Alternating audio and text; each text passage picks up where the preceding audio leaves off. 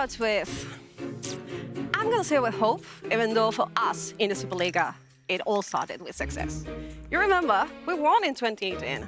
I know it's a long time ago, but we did win, and I'm counting summer, not even spring. That never happened again.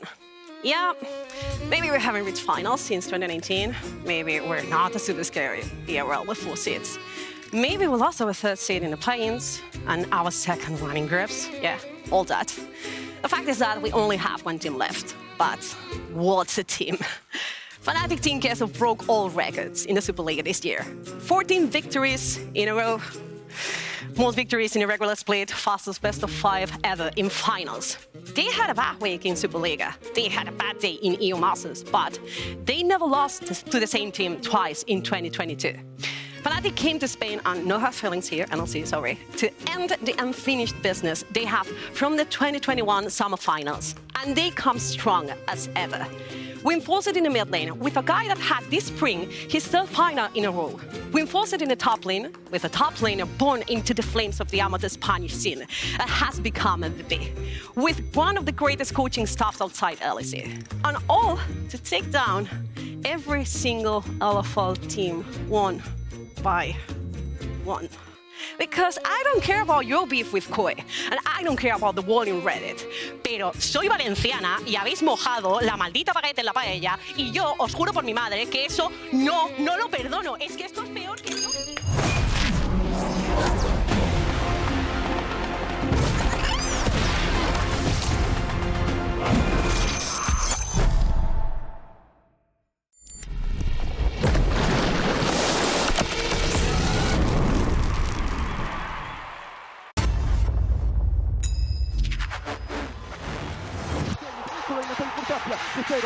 Drużyna miejscu, Syniwa, czy poradzi sobie z midlane Renata, z gaming, bardzo dobry timing, los kajtuje, ale no! Eats this chaos all over the map. Right, X7 are ahead of the play. Goodbye, duel. Now Shikari's in trouble, he's got to try and find his way out. Wait for the Shadow Surge! And the Rocky just goes wide, but a final auto secures it anyway. Welcome to the final day of the Amazon European Masters quarterfinals, where we are about to witness an epic battle in the rivalry between France and Spain as Vitality.Bee and FnaticTQ face off for the last remaining spot in the semifinals. I'm Colleen, and joining me tonight are Noah and Jamada. And Noah, I gotta ask, what did you say about the paella? What was that? No. I just said that Vitality is just an incredible team, and that is going to be great to challenge those LFL teams. They are super strong. You're a dirty liar. Jamada, welcome back to the desk. How are you feeling today? I speak poquito Espanol. She might be lying. Yes, I'm feeling good, and we've got a very exciting matchup to talk about today, don't we? Hopefully, because yesterday we've seen Karmine Corp pretty convincingly advance to the semifinals, joining fellow LFL team LDLC Olympique Lyonnais and Ultraliga's AG Rogue in the top 4. And Noah, that game 1 yesterday, Karmine Corp, Unicorns of Love, Sexy Edition, I was hyped. You know, they won their first game, but then it just didn't really much deliver. Yeah, you were saying that they win pretty convincingly, and that first game was everything but convincing, none for the both teams. But K-Corp went stronger, game after game, and 3rd and 4th were just, what a stomp. Yeah, I mean, I kind of felt like the Unicorns of Love were already giving up. Yeah, I'll summarize the entire series like this. The first game convinced us it would be a good series, and then it ended up being pretty one-sided.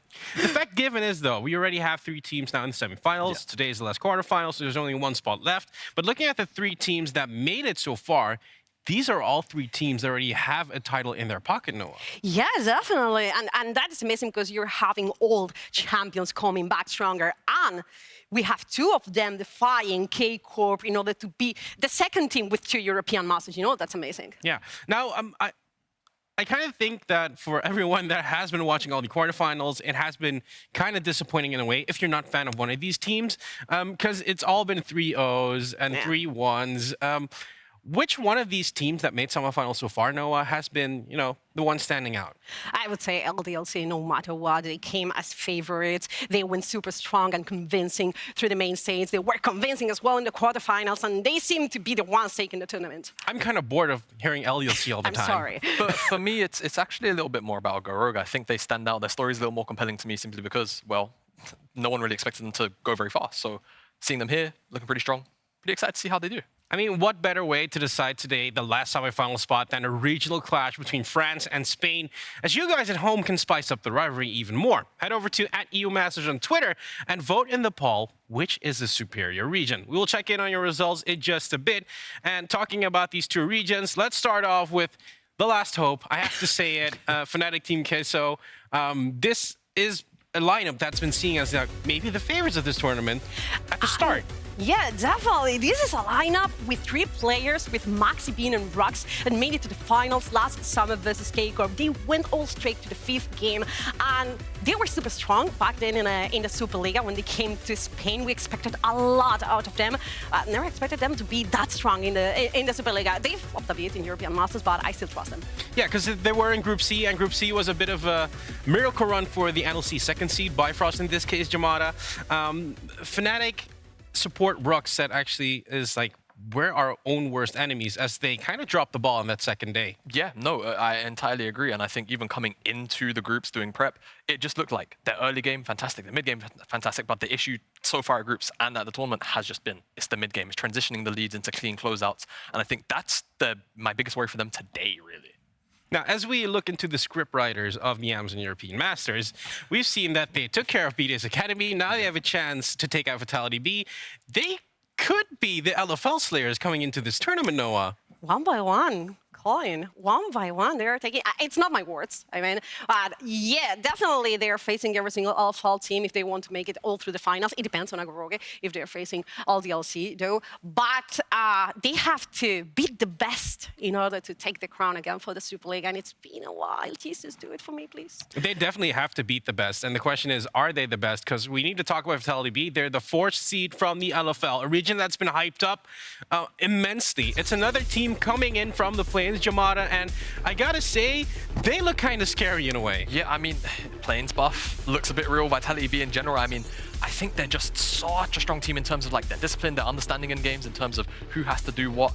I think in this game in particular, right, actually in the B-roll right now, this is a kind of comp where you don't face it often in scrims. You're definitely not going to see it much on stage, but they still kind of delivered. They understood, all right, we'll allow Jeskla to kind of be our carry, and they did that. And even when he was picked off, I mean, you get massive moments like that from Diplex. It's just plain out disgusting to look at this, but then again, they are the 4th seed in the LFL. Yeah. Does that mean you're a worse team compared to the rest? They made it here and BDSA didn't, right? So, I mean, there is kind of an argument to be made there. I think, obviously, BDSA seem to have had their own issues too, which Vitality.Bee so far, they just haven't really shown. Let's have a look what happened on Twitter, because I think if we look at the votes, it's 84% for the LFL. It's an unfair survey. They have 4 European Masters and we only have 1. Of course, they are the Super League. I mean, it's a David and Goliath story, right? 84%, that's immense, Jamada.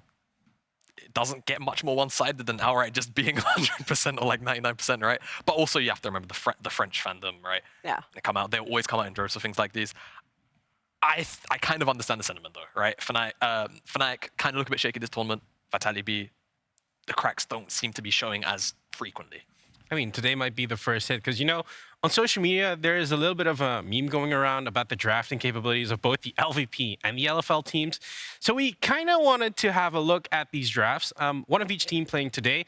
I want to start off with Vitality.Bee, Jamada, because the drafts for Vitality.Bee is that, you know, they played against an AGO Rogue that you played against a comp that you not necessarily trained for.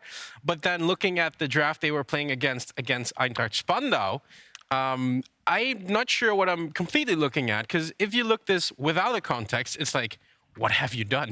Yeah, this is like kind of a game draft where it felt like they were playing more for their individual matchups as opposed to like building an outright composition, right? I think depending on who you asked, like, you know, the mid lane matchup, kind of back and forth. I feel like people favor Syndra in that one. But on the top side, Akali has traditionally been a counter to Dinar. Viego's there to set that up, it seems like, and skirmish around there. And then on the bottom side, it's just about giving, you know, Jeskla on the Aphelios a bit of a safety net with the Thresh. So I feel like they often play for sort of these small pockets, I suppose, is maybe a way to put it. And then if the team comes together, it comes together, but they will always focus on sort of individual 2v2, 3v3 kind of leads. It feels like you have multiple plans within a draft. Am I catching that correctly? Yeah, it can definitely come across as that way, right? I think when you don't have a whole comp that's necessarily the same theme, right? Like, for example, this Vitality.Bee draft, you have like some dive, some peel back. There's nothing is necessarily all like going forward or always coming backwards. So yeah, like you say, it's is how you say actually. Now, looking at their opponents for tonight, Fnatic Team Kesso, I want to talk a bit, and generally speaking, about the LVP drafting, because it kind of feels like no ERL has been the same throughout the spring split. No, definitely. And LVP drafting have been conditioned a lot of about having certain teams, such as Bisons, for example, that play really crazy stuff. We have the Janna with Smite in the top lane from the side of you even Baca, saw for Nasus, example. right? What? A Nasus. Yeah, and we had the Nasus, yeah, definitely. We played some crazy stuff back then in the spring split, and every single team had to adapt to that kind of drafting. Now, looking at this draft from Fnatic, and I know Bean said in his interview as well, is like, yo, we have 3 lanes we can play through. Yeah, definitely. I mean, there's win condition in every lane of Fnatic Team Kesso. They used to have a win condition in every single lane. You can play through Bean, you can play through Baca, you can play through Oscar every single game. If one flops, another is going to pick the ball. Now, as we get closer to pick and bans, I think we also need to kind of focus on what can we expect. And I think one of the expectations that is going to be set is the top lane, Jamada, especially since the solo Bullet King himself is right there. Szygenda is the one on the side of Vitality.Bee.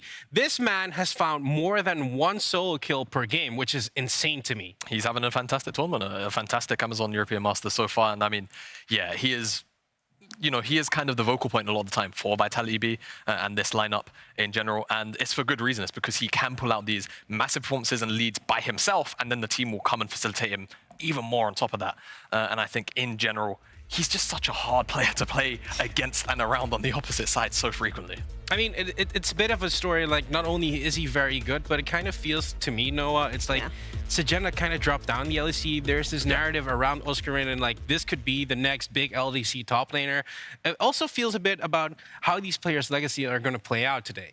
I mean, Szygenda is the best top laner outside LEC. I think that's arguably true. And Oscar, yeah, he's a huge talent. He's very young, and I'm sure I will watch him play at the LEC at some point. But I don't think this is all about the legacy, definitely. Szygenda will be back at the LEC, and I expect that as well. And Oscar needs to be extremely careful on how he plays the top lane, because he can be both your angel or your demon. I've seen both sides of Oscarinin all throughout my career, and yeah, definitely top lane is going to be a hell. I mean, he's shown immense growth, right? Or else you wouldn't be the MVP. What is the Superliga? Now, talking about these two teams, we definitely talk about the bot lane. Yesterday, Noah, we talked a lot about experience, because Carmine Corp, you know, they have Rhuckz, they have Kabashard, they have a lot of experience, but it's no stranger to Vitality.Bee either, if you look at what's happening over there, and also with Bean being there. These players have played for quite a time right now. Yeah, both of them have played for quite a time. Jeskla had a brief affair with the LEC, but Bean skipped the LEC. He cheated and went all straight to Worlds. And his appearance in the World Championship, I would say that it was pretty much decent. I mean, yeah, obviously, because most of the time you come from a team environment, Jamada. Supports are mostly there, you know, just to be there. And we hardly ever see a substitute being put in. Now, the situation where Bean was in, where he suddenly had to play on a world stage, everyone is kind of expecting, oh, this is going to flop really hard. Yeah, especially, you know, it's Academy going up from not just to LEC, but all the way up to Worlds. The expectations are, especially when Fnatic were obviously, you know, even now they still play heavily around upset. What is he going to do for us? And honestly, Bean pulled out massive performances. He was reasons why they even picked up some games in some instances. And individually, the only thing really he struggled with was laning. But when you're at Worlds, what do you expect, right? Yeah, you're playing against the best of the best, and now you're playing against the best of all the ERLs. But before we get into our first pick and bans, what are your predictions for this series? Noah, I kind of have a feeling, a sense that I know what you're going to predict, but is it going to be a 3-0? No, it's not going to be a 3-0. It's going to be long, and it's not going to be beautiful for us. But I'm going to predict 3-2 for Fnatic. 3-2 for Fnatic, all the way, Jamada. Do you agree? My official prediction is 3-1 Vitality.Bee. I feel like if Fnatic have fixed their issues, they can bring it to a 3-2, but it's going to be a very tough one. I mean, the question is, can Fnatic Team Kesso crash the LFL party and move on to the semifinals as the lone Spanish representative, or will it be Vive la France all the way at the Amazon European Masters? Regional pride is on the line more than ever today, and it's todo o nada, c'est tout ou rien, it's all or nothing. Thank you very much, Coolin. It is all or nothing. France versus Spain, Superliga versus the LFL. We all know this was going to be a bang. Fourth quarter final. It's got to pay off, right, gents? Like, you got to believe it. 100%. I mean, I'm so excited for this. I mean, non-regret the Rian. Make sure you leave it all in the rift. It has to be coming true. Yeah, I definitely agree. Quarterfinals so far, I want a 5-game series, right? And I feel like this is definitely one that would deliver it. Yeah, I definitely. And also, welcome back to the LPL Gold Book. Thank you so much. I've missed it. You know, going to the LEC, you really miss the chaotic scenes of the LPL. Luckily, we still get that every now and then with the European Masters, so I'm hoping today's games will deliver as well, especially on that skirmishing front of play style. Yeah, I mean, they had better deliver. I'm here. I'm ready for a 5-game series. I'm ready for a banger quarterfinal. It's FnaticTQ Line on our blue side to start us off against Vitality.Bee. Gentlemen, talk to me. Expectations in the draft here. So far, I'm very curious to see how Vitality.Bee will attack the draft, the top side in this draft. So far, when FnaticTQ Line has played, they've had Gangplank banned out against Oscarinin, they've had Jace banned out against him, and arguably so because he's 100% win rate on these champions. Yeah. But when you have a roster like Vitality.Bee with Szygenda, who's also been so prominent in the top lane, I'm wondering if they will pay the same respect to Fnatic as other teams have. Yeah, especially when you know like Szygenda is willing to bring out these big carry picks like the Akali that constantly gets banned away from as well.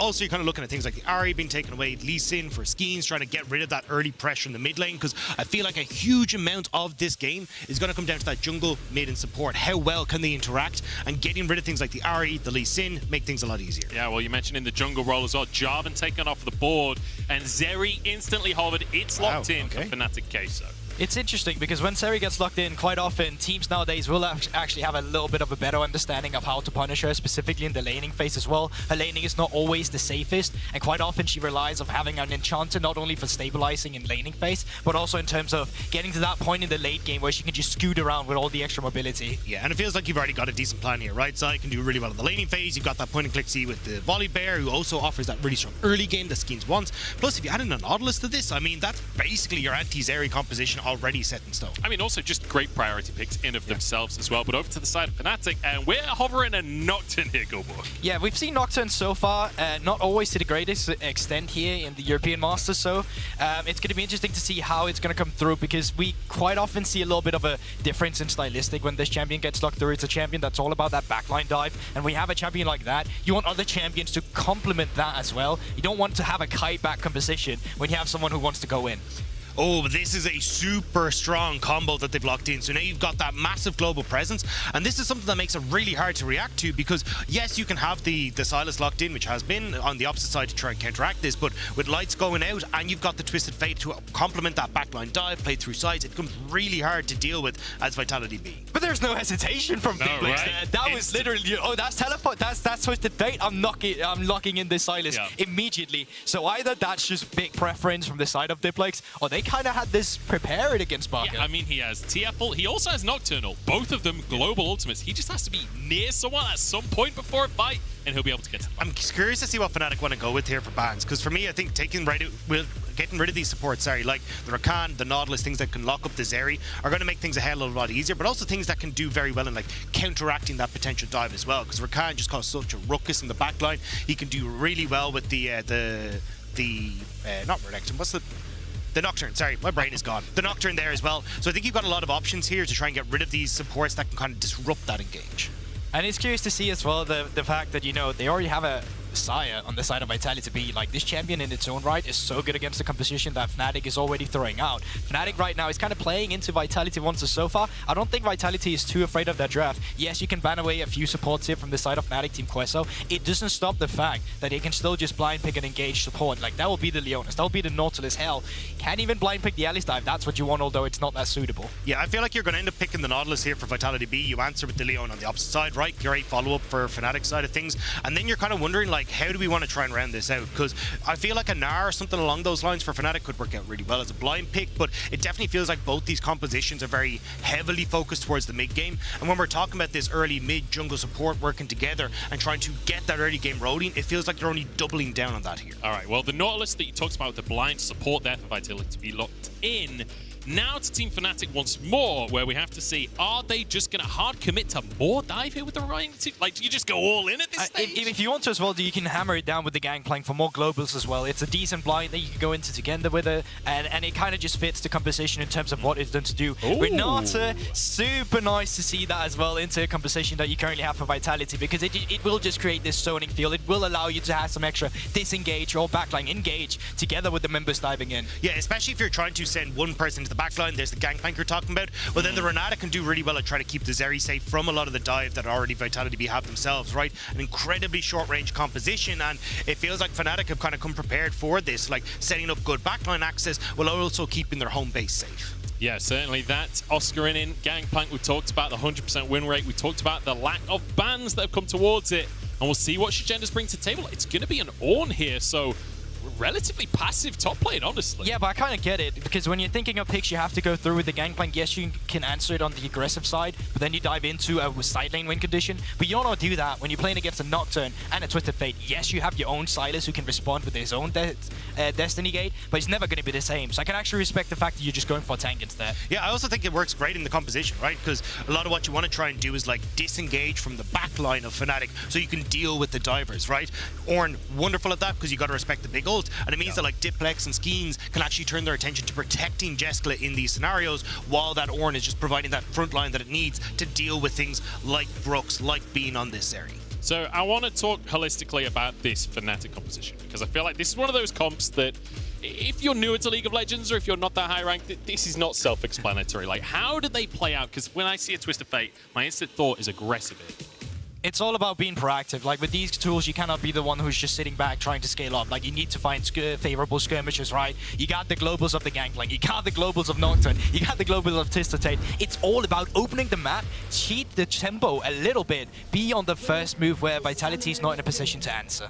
Well, it's all about the LFL here, up against LVP, up against the Superliga, Spain's final chance at making it into a semi-final. And crucially, on the other side, Vitality.Bee, they're not here to represent the LFL in the semi-finals. LFL already has 2 semi-finalists. Vitality.Bee are here to prove themselves. They want revenge on K-Cup. During the LFL playoffs, they never got to play against K-Cup. They did better against BDSA than K-Cup did. This is an opportunity for them to get a bit of revenge of their own. It was a tough series for them there as well. Like pretty much all the LFL games went to a best of 5. These teams are incredibly stacked up against each other. Very similar level of play.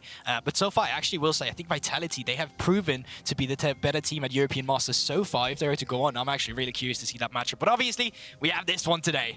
Yeah, and I kind of agree. Like for Vitality, right? Like not only are they a team that have really impressed me, like I'd have like LDLC, then Vitality.Bee is like the second best LFL in European Masters. But it's also like incredible when you look at like the story of these team, right? Haven't been able to really make it into the main event at EU Masters yet. They like got in 2019 summer into the play-in, same in 2021, both spring and summer, but they haven't really found their footing, and now they look just so strong coming into this quarterfinals. Yeah, I remember that. People always saying, you know, Vitality.Bee as an organization, they're a little bit of chokers. I was even speaking to Baca as well before this tournament started on a podcast, and he never expected Vitality to get out of groups. Now he's facing them in quarters instead. So, you know, he got to walk the walk and talk the talk here. I mean, in LFL, they've never managed to win that one, right? Second a couple of times, but never quite able to finish things out on top. I do want to quickly talk about the supports, though, because I have the privilege of being alongside 2 support mains here, so we've got plenty of knowledge on the desk alongside me. Renata versus Nautilus. Talk me about this matchup, because Renata, generally speaking, my understanding is kind of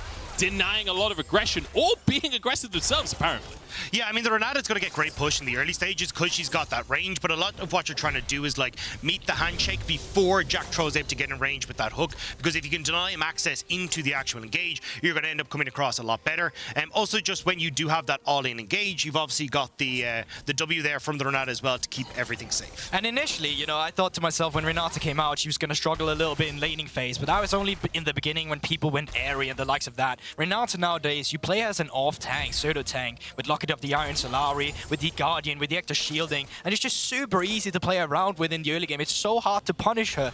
You're kind of just never going to die, and once you finally hit that level 6, once you finally get out of laning phase and you find yourself in the skirmishes, that's where there's a lot of pressure on Nautilus, actually, to find these engages where Renata is not in a grouped area and your entire team will just get hit by that ultimate. So the big question is, how do they get those supports out of lane? Because right now we've got Skeanz moving into this bottom side river on the Crab.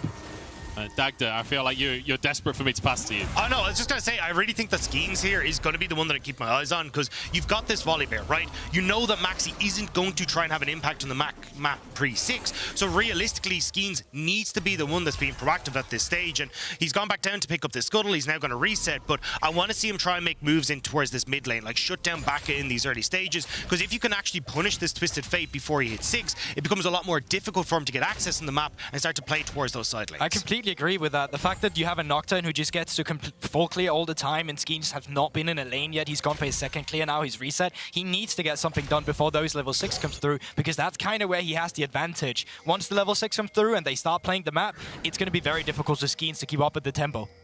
Well, you wanted Jactroll to get out of that bottom lane, and he's on his way towards mid lane right here, but, I mean, Baca's in a pretty safe spot, right? This would be very aggressive for Jactroll to try and make a dive happen already, and he's just going to get the ward down onto the chickens and return towards that bottom side of the map. So we kind of reset once more.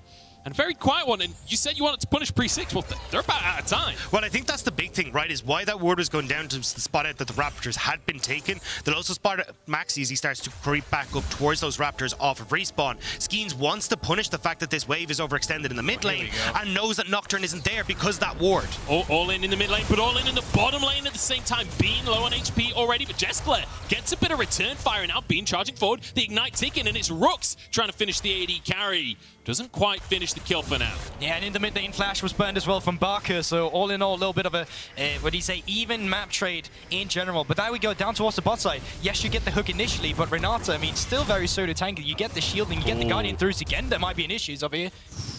Oscarinin almost finding a 1v1 up against Szygenda there, and we talked about this Gangplank pick, but now back to the mid lane as MAXI is just wandering on in, making sure this wave can be pushed underneath the tower, but Diplex isn't going to allow it. Baca low on HP, he's going to get all in, and Diplex literally 2v1. He doesn't give a monkeys. Diplex is so relentless there. That's absolutely insane. You can see they want to get the freeze, or they want to get the crash in so he can't freeze. He just doesn't want to. He sidesteps the Q from Nocturne and just comes through with this solo kill. Realistically, in a 1 versus 2, Skeanz not done in the bot lane either. Flash is available for both of the Fnatic Queso bot laners, and it means Skeanz can't do anything here. His Flash already on cooldown from an earlier skirmish. So, all things considered, it's a 1-0, and it's all Diplex to start. And I love how Vitality.Bee have been setting up through this strong mid jungle that they have. You get Skeanz with that initial gank, Jactroll to ward to make sure that it's safe to go for that. And then even when you look at how Diplex reset, right? He knew where the wave was situated. He could reset, teleport back to lane, get his buy, and that picks him up the solo kill. Hook in the bottom side, Bean just going to be dashing away, and actually it's Jactroll pulled back in. Does have his Flash available, so should be safe here, and the feathers from Jeskla will make sure that that's the case.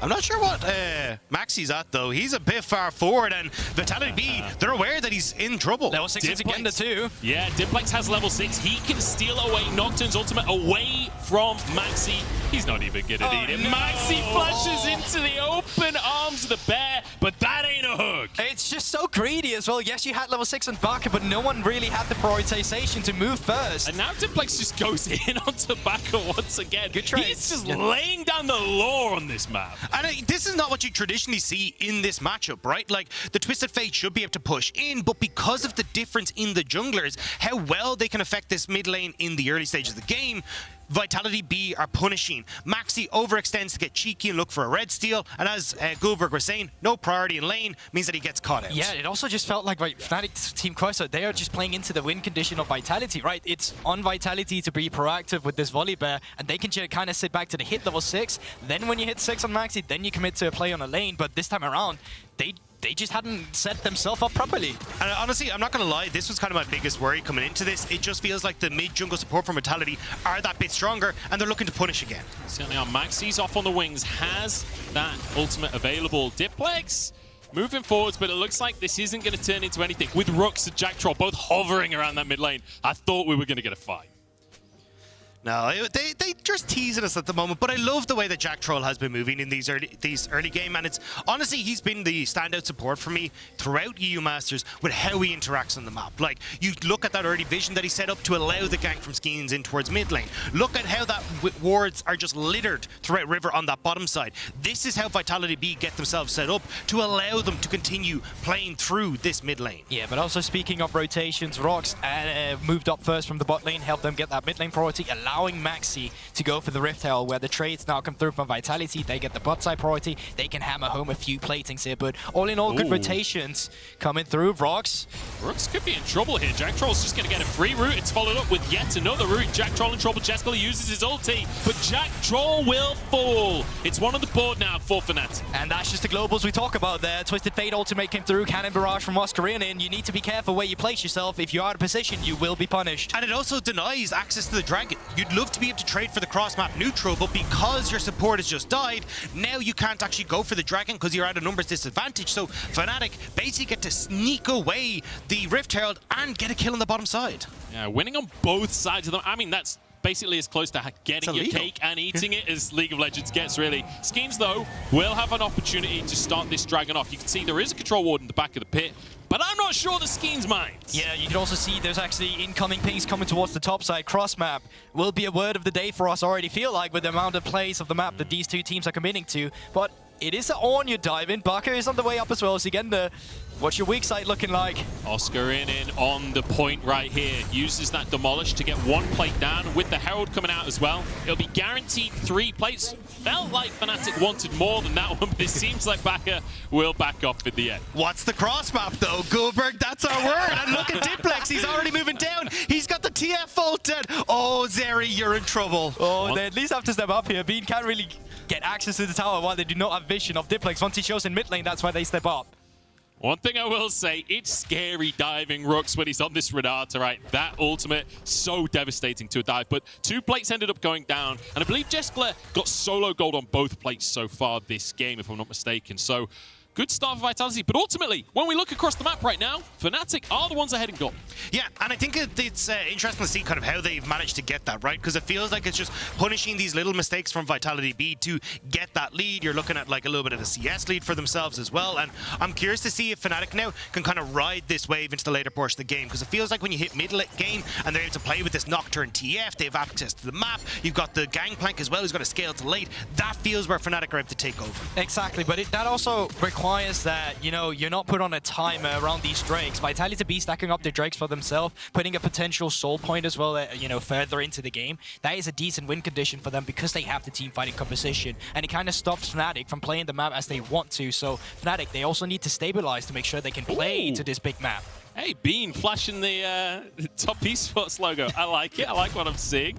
A bit painful for him, I think, but ultimately still good. One thing I just noticed, which this is not really a big esports point, but Diplex, using the Destiny to get back to lane, doesn't just steal TF's ultimate, actually steals the skin as well. It was the damn one ulti to get into lane from the Sylas. So wow, there's actually real money currency value in Sylas here. That's amazing. I never knew he stole the skin as well, so there you go. Bonus on that one. I do want to talk supports here, though, for a second, because as you can see, Jactroll in the mid lane once again, and I don't think we're going to get any action, so I want to play a little mini game with you. Okay. Okay. We're going to bring up a graphic here. It's going to show you some of the statistics from our 2 supports on the Rift right now. You guys have to guess which one is which, because statistically, these guys are very similar. I was going to say, those are almost the exact same, apart from the kill participation. Does it matter who we say? I feel like you can just flip these stats, you know, and it will still apply you to take them. Who do you want? I'll take the other side. Okay, wait, no, I'm just going to go like, okay, right side is red side, so I'm going to say right side is Jactroll. That's what I'm going for. I'm going to go left, our right side is Rhuckz, just to make it. Well, here we have it. It turns out the right side was indeed Jactroll. So there we have it. A little bit of fun on this one. But crucially, looking at these statistics, you can see all about getting out of that bottom lane. The duo proximity fairly low. Yeah, and that's the thing that actually these stats highlight is that how much these supports want to get out of lane, interact with their jungle, and actually start to move around the map and find these early kills. And it's something that both teams have really kind of benefited from. But I've got to say, I always thought Vitality.Bee were slightly better at it, but I think Fnatic have really grown coming into this quarters, because I've seen them fumble wave management, going for dives, looking for plays, but this actually looks like Fnatic have stepped up coming into the quarterfinals and are matching this early aggression from Vitality. I completely agree. Coming into it, I kind of felt like Vitality.Bee was just a better version of Fnatic. They're very similar in styles, and that's also what these stats highlight. They do the same. I just felt like Vitality did a little bit better. But this has been one of the better early games we've seen from Fnatic. They were very inconsistent in groups. This time around, they're so Trigger pull from Fnatic, and already health bars dropping on this one. It's going to be one kill going the way of Fnatic. Diplex in the middle of everyone though, and he's already huge. MAXI keeps himself alive, but finally falls. A knock up from Szygenda, followed by a bot from the hammer, and Jeskla gets the kill credit. Now Baca has to flash away, but Skeanz is on the chase down, has a blue smite available, has the stun available, and has the follow up from Diplex in just a moment or two. Can he get the abscond? Can he get the abduct?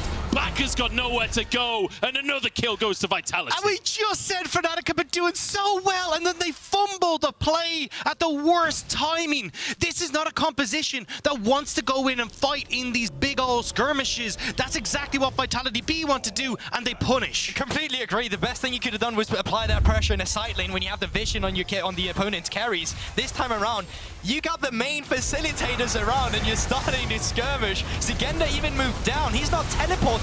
He started walking 20 seconds ago, and now he's here. It just kind of speaks to the fact that, yes, we still see a strong side of Fnatic every now and then, but we also see the inconsistencies. Luckily for them, they still got the first turret in the top side, so yes, they got some gold, but giving over a team fight like this, it could have been done cleaner. And that's exactly what I want to see them do, right? Like, you should be trading for turrets. You should be looking for isolated picks with this composition, like utilizing the fact you've got these two semi-global, or well, three if you include the Gangplank as well with that ult, and trying to pick members off like that. Going into these full-bodied engages just favors Vitality.Bee.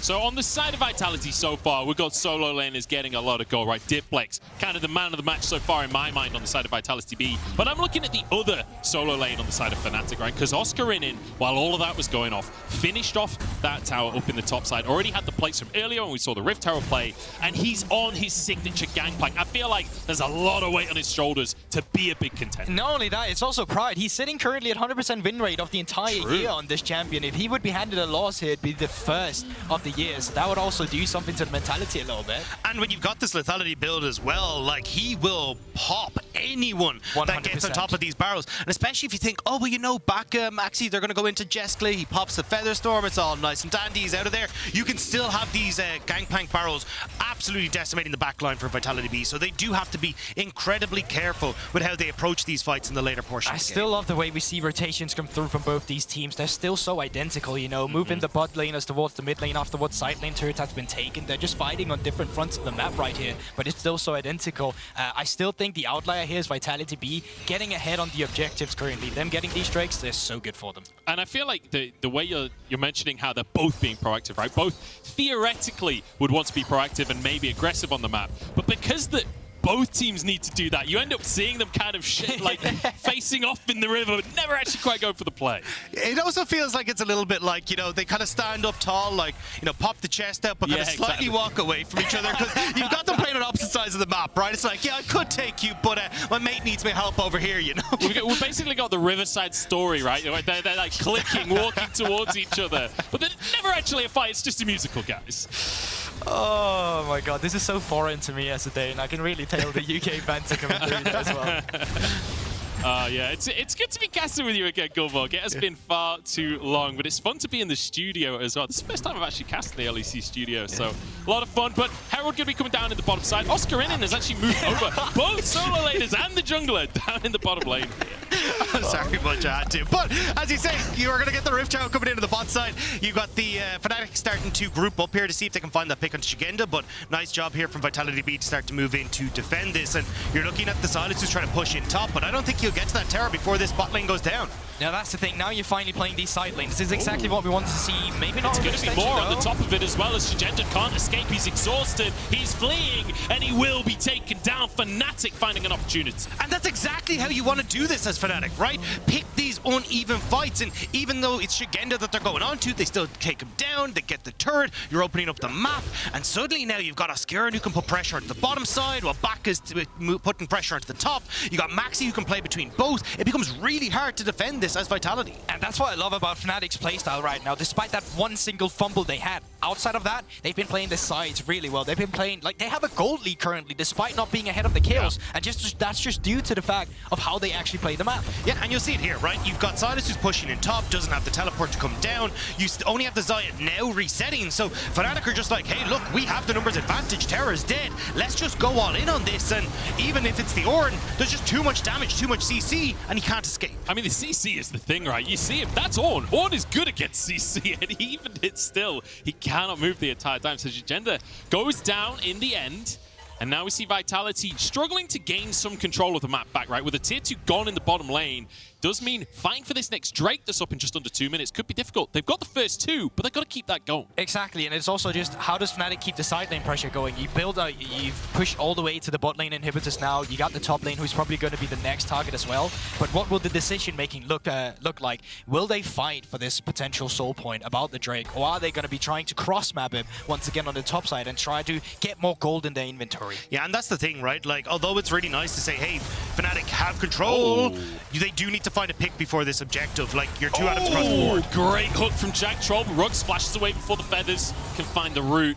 It will be Vitality fighting for priority in this mid lane. And I feel like mid lane priority, that's the other side lane story we've been talking about. Yeah, but there's no side lane priority in favor of Fnatic, right? So now Vitality actually get themselves set up. And look at the items, right? 2 items for Diplex, 2 items for Jeskla. Not quite going to have that Mura mana, but still, this is the moment when your carries for Vitality are at their strongest. And crucially, these Ornn items will also start to come through in just a moment as well before these big fights start happening.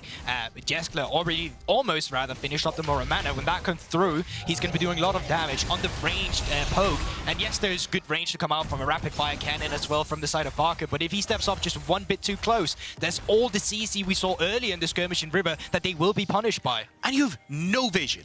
Like, that area is completely dark for Fnatic. So now you have to turn on the lights with Baca, which means you don't have that ult to try and reposition. So this becomes incredibly dangerous for Fnatic to try and contest. I think you have to give this, go and put your pressure elsewhere, because you will not win this fight. But the positioning just look like they want to. Teleports are coming through now as well, and with Destiny Gate, they are gaining vision, but it's not really been used for much. I mean, that's the key thing, right? We talked about lack of vision for Fnatic, but they have a Twisted Fate, so just pop the Destiny out.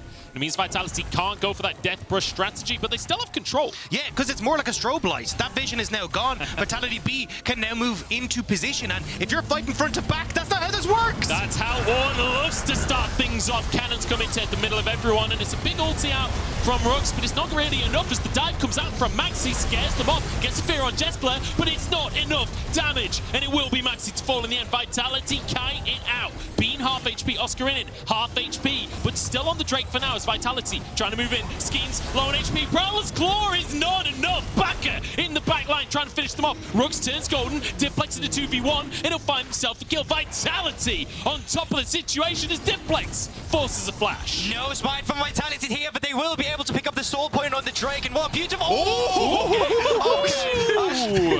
Let me start over. They get the Drake, they get the soul point, and it's done in clean fashion.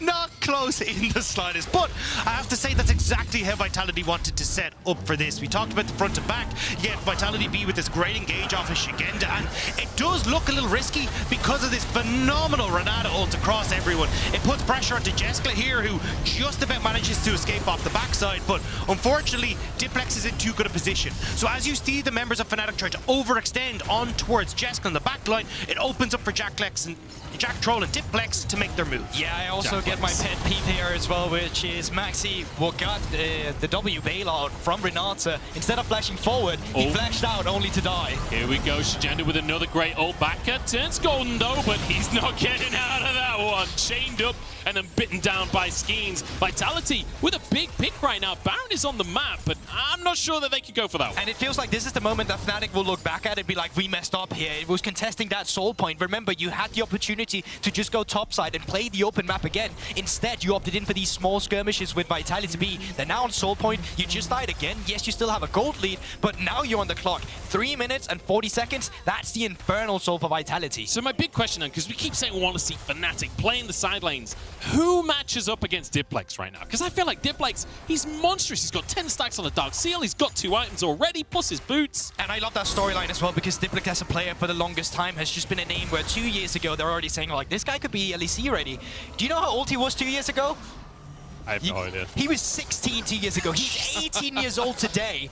And that's the massive performance he's putting out. Solo kill in a 1 versus 2. And as you said, who's going to match him on side? Yes, you can put Oscarinin against him. But right now, they'll be fine. It's not going to be like kill action. Yeah, and especially when you don't really have control of the game anymore for Fnatic, how do you even set up your sides? Like, you can try and push in, but you've got big resets coming through. Diplex, as you said, is going to be able to take over at one end. You don't really get to play up past River because the vision is fully controlled by Vitality.Bee in that area. So now you can't really push out and play the composition style you want, which is trying to make these picks. I think one of the exciting things about Diplex as well is that, you know, we were chatting before the series and I asked the room at large, like, you know, mid lane matchup, what do you guys think? And everyone was kind of like, it's not really the matchup that we're looking at today. It's not really the focus. And Diplex, I think, heard us and was like, I am the focus. He's here to show up, and he has been so far. And on this Sylas, certainly a pick that can continue to dominate throughout the game. But crucially as well, Jeskla getting towards that 3-item spike. Feels like Vitality are massive, and Oscarinin might find that out firsthand, but then he did list lazily to the left. That was enough to stop Szygenda. Well, there we have it. Ornn as well, coming to answer the GP in side lane. The Ornn items have gone through. You can see it on the Eclipse. The guy himself and the Frozen Fist as well there. And they just need to stabilize as well. As Vitality, just don't overextend. They want to go for it once again onto the bear. This time as Jeskla sets down the feathers and it stops Fnatic moving forward. They are allergic to tickles. And that's enough. There's now Jactroll. Hit a wall that I don't think he wanted to hit, but it's okay. Now, a really nice job there from Skeanz, though. Like, absorbs the incoming gold card from Baca with his own ultimate. So you're kind of trading, and look at the amount that was used there by Fnatic. Both the top, jungle, and mid. No more resources with the ultimates, which is why you're seeing Vitality.Bee, who only had to use one ult, now start to teeter over towards this Baron. See if they can draw Fnatic into that fight. Oscarinin going to be the target here, flashes towards the rest of his team, and it's actually Jactroll pulled back in, CC'd up. One more hit would finish the job. The Ignite does the trick. Diplex into everyone, but rooted up immediately, and that's great bit of play from Baca to peel for the rest of his team. Fnatic feels like you're in charge of the fight. Jeskla trying to turn that story around. Szygenda against the wall.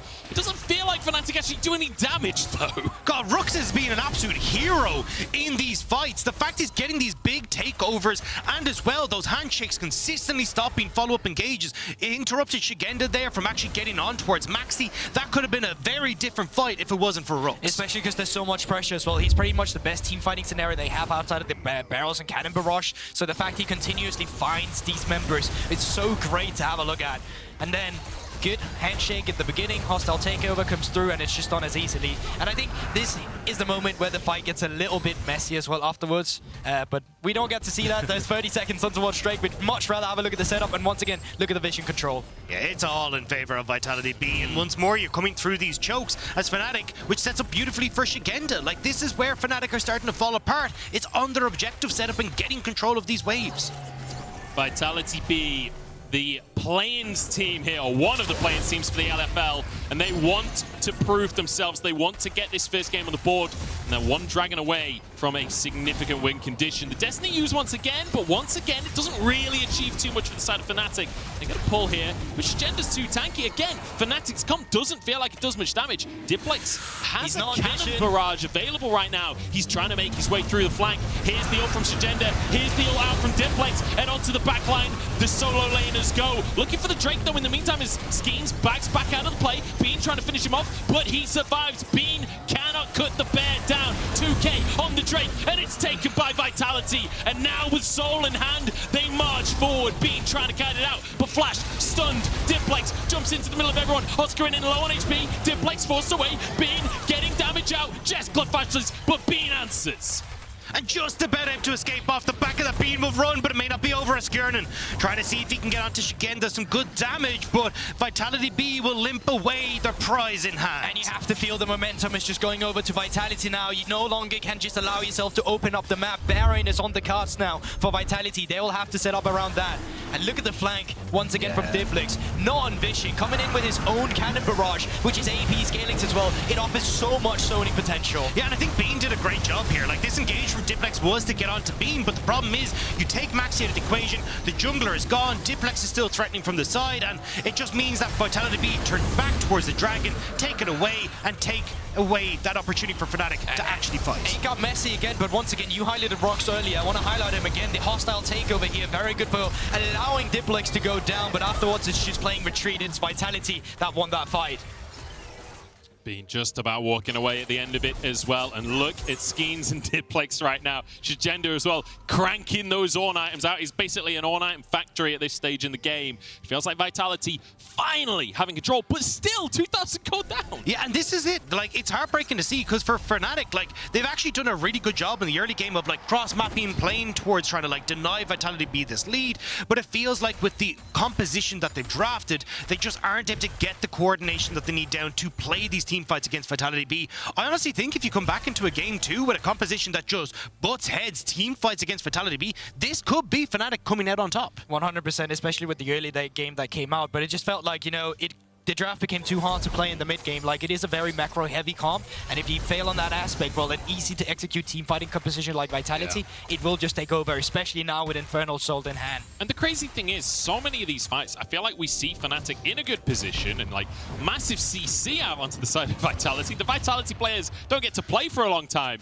There's no actual damage coming out from anyone on Fnatic. Nobody actually dies. I will say, Oscarinin, if he gets going, he's gonna hurt. 3 items now completed. He's got that last Whisper, so we can actually do damage to this Ornn as well. It feels like he has got to be the carry now for Fnatic, and this is a man who has stepped up already for Fnatic. As Goldberg pointed out, 100% win rate on this Gangplank. He needs to keep the dream alive here for Fnatic. Not to mention as well, the only Spanish player on this LVP Superliga representative, right? He is the hope of Spain right now. That's all on his shoulders. Oscarinin in a good position, as you say, 3 items he can carry, but we need to see the team in a good position for him to be able to do that. And it's mad to see, right? Like an 18-year-old, a guy who started in the Spanish league at 15 years old. We've heard Noah talk about how much he has grown. Well, he's got to show us. Well, he's in trouble. Good flash, though, will get knocked up, and the rest of the team can jump on in. Oscarinin turns into the bailout, but no damage to finish a kill. He falls. We've set him up for failure. We've cast a curse, the poor man.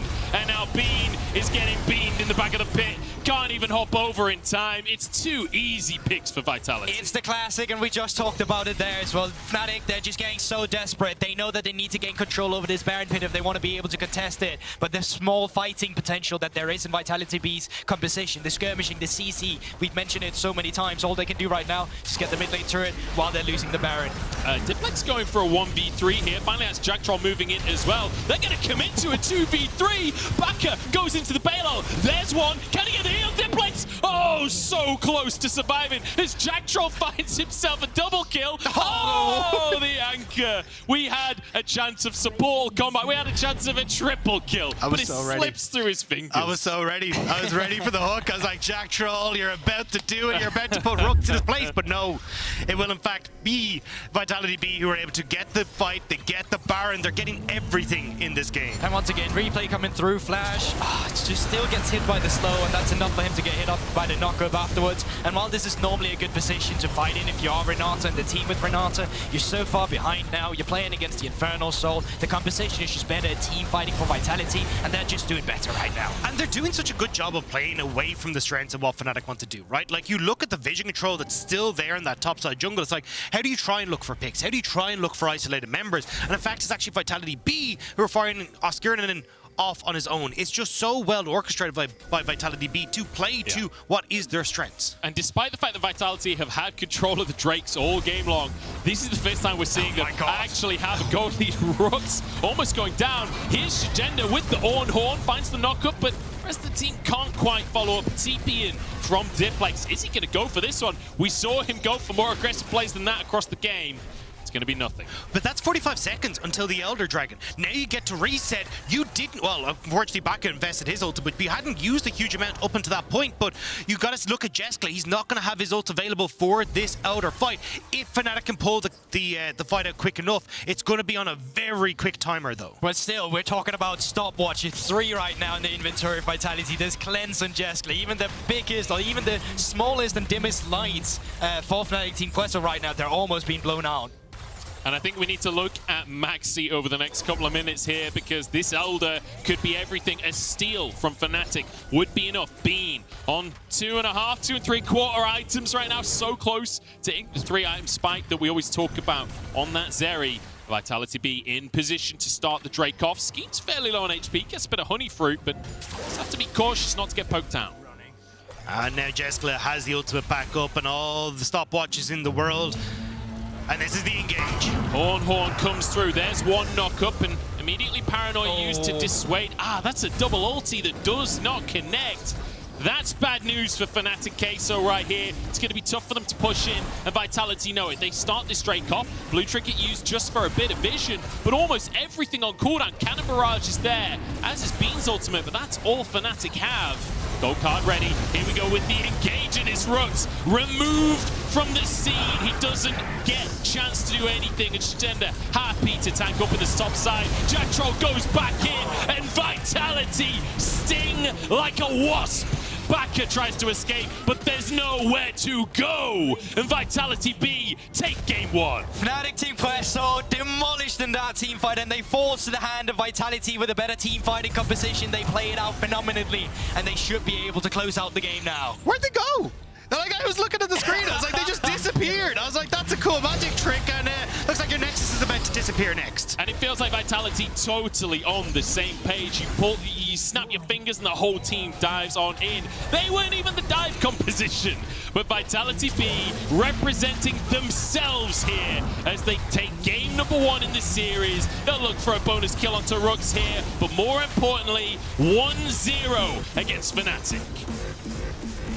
And they do it in a very clean fashion. There was one little slip up as well down towards the bot side where Fnatic did play that composition very well. But outside of that, I mean, Fnatic, they just couldn't show up even in the individual prowess like Baca, solo killed in the mid lane, Diplex having a massive performance on this Sylas. You need to be able to shut him down, especially if you want to play the map. You can't have your lanes losing power like this. You can't just lose so much control over the map. Yeah, and it just felt like, honestly, they picked a composition that they didn't really want to play. Like, you look at them going for these early skirmishes, they look at where they're trying to look for team fights. Like, this isn't really a composition where you try to play that. You try to play towards sides and use this Nocturne to kind of like funnel to both sides and make sure you've always got the numbers advantage. But unfortunately, they just couldn't make it happen. I think if Fnatic come back with a different idea, I think they can really push the boat here against Vitality. Well, I don't know about you chaps, but I'm keeping my eyes on Diplex for the rest of this series. He locks in a Sylas, then dominates the laning phase. That's not how this is meant to work. Diplex is a beast, and Vitality take game number 1. We're going to jump into a break, and we'll see what Fnatic have up their sleeves right after.